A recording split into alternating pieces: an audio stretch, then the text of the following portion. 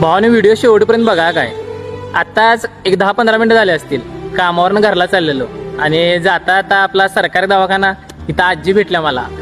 आजी म्हणल्या की बाळा घरला जायला लय वेळ झालाय आणि जाता आता मला इथं फाट्याला सोडतोस का रे. म्हणलं सोडतो की बसा. तेव्हा आजी गाडीवर बसल्यावर मला आजीने एक प्रश्न केला की बाळा तुला तुझी आई आहे काय, तू पण तुझ्या आईपासून लांब राहतोयस. तेव्हा मला 2 मिनिटं समजलं नाही की आजी असं काय विचारायला लागल्यात मला. तेव्हा आजींना मी म्हटलं की आजी माझी आई पण माझ्यापाशी आहे आणि मी कायम तिच्यासोबत असतोय. तेव्हा आजीनं मला हसत हसत एक उत्तर दिलं की बाळा आज तुझी आई तुझ्यापाशी आहे तर तू तिची किंमत सांगायला लागलायस.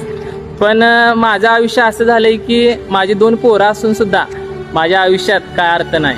कारण मला एवढ्या लांबनं इकडं सरकारी दवाखान्याला येऊन गोळ्या घेऊन जायला लागतात. कारण त्या गोळ्या खाल्ल्याशिवाय माझं शरीरच साथ देत नाही.